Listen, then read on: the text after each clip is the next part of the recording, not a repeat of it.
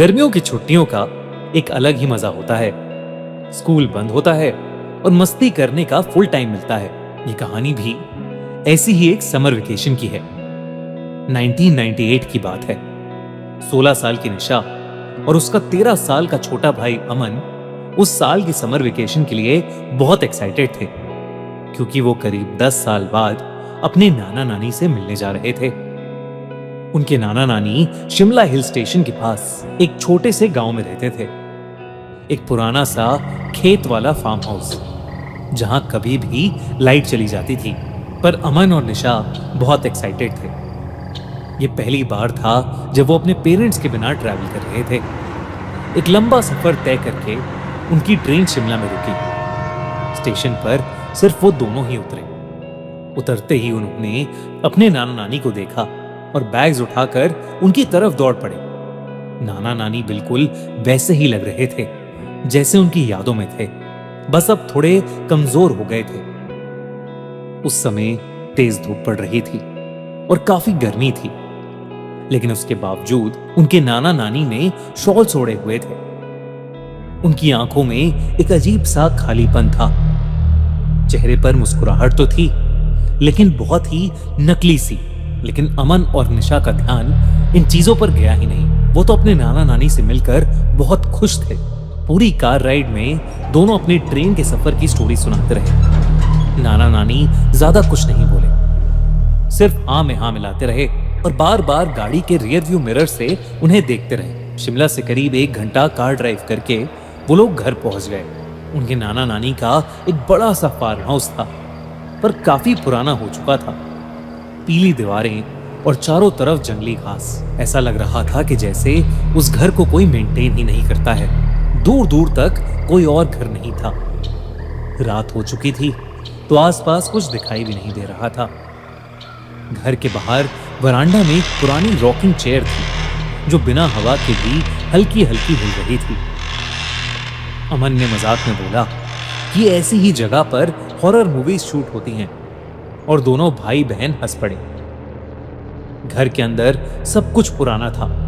Black and white photos, लकड़ी का furniture और एक अजीब सी स्मेल, जैसे कुछ सड़ रहा हो। जब दोनों ने मुंह बनाया तो नानी मुस्कुराते हुए बोली, ये गोबर की स्मेल है, खेतों से आ रही है। ये कहकर नानी किचन में चली गई और नाना जी ने उन्हें उनका रूम दिखाकर खाने के लिए आने को बोला। उनका रूम काफी बड़ा था, पर खिड़की से सिर्फ अंधेरा और लंबी घास दिख रही थी। थोड़ी देर बाद नानी ने खाने के लिए बुलाया। सब डिनर के लिए बैठ गए। नाना नानी उनके साथ डाइनिंग टेबल पर बैठे तो सही, पर उन्होंने कुछ खाया नहीं। बस यही रिपीट करते रहे कि वो दोनों कितने खुश हैं कि बच्चे आए हैं। ये बात दोनों बच्चों को पहले तो बहुत अजीब लगी, पर वो दोनों अपने नाना नानी से 10 साल बाद मिल रहे थे। शायद उनकी नाना नानी ने उन्हें बहुत ज्यादा मिस किया था। डिनर के बाद निशा और अमन अपने रूम में चले गए। थोड़ी देर बाद नाना जी कमरे में आए। गुड नाइट कहकर नाना जी ने लाइट ऑफ की और जाने से पहले बोला, रात में यहाँ कई जानवरों की आवाजें आती हैं, डरना नहीं और कमरे के बाहर बिल्कुल भी मत निकलना। ये कहकर नाना जी उनके कमरे से चले गए और थके हुए बच्चे कब सोए उन्हें पता ही नहीं चला। हर बार कोई नया सॉफ्टवेयर मिलता है, प्रॉमिसिंग लगता है, पर फिर एक्सेस के लिए वेट करना पड़ता है और एंड में कुछ नहीं मिलता।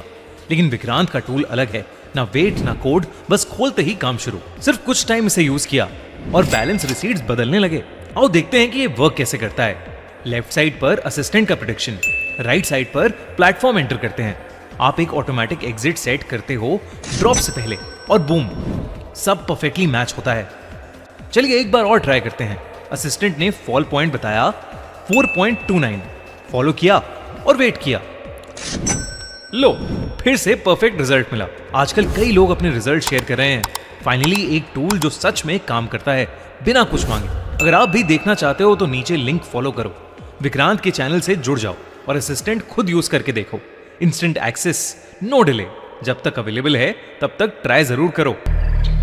अगले 2 दिन काफी नॉर्मल गुजरे। हर दिन नाना नानी दोनों को उठाने आते। निशा अपना ज्यादातर समय एक विंडो के पास बैठकर स्केचिंग करते हुए बिताती थी। उस विंडो से सिर्फ पेड़ दिखते थे, सारे के सारे एकदम एक जैसे। अमन घर के आसपास घूमता रहता या घर के पीछे के कोने में एक पुराने झूले पर बैठकर अपने वॉकमैन पर गाने सुनते रहता। नाना नानी हर दोपहर ये कहकर घर से निकल जाते कि वो दोनों खेत में काम करने जा रहे हैं और सीधा रात को वापस आते। घर में एक लैंडलाइन फोन भी था, पर वो खराब पड़ा था, तो वो बच्चे अपने मम्मी पापा से भी बात नहीं कर पा रहे थे। कुछ छोटी छोटी चीजें भी थीं जो थोड़ी अजीब थीं, जैसे नाना नानी कभी भी उनके साथ कुछ खाते नहीं थे। हर बार कोई ना कोई बहाना करके दोनों डाइनिंग टेबल पर बस बैठे रहते। एक बार अमन ने देखा कि किचन में फ्रिज खुला हुआ था और अंदर सिर्फ एक पतीला था जिसमें कोई लाल गाढ़ा सा लिक्विड था। जब उसने पूछा तो नानी ने सिर्फ इतना कहा,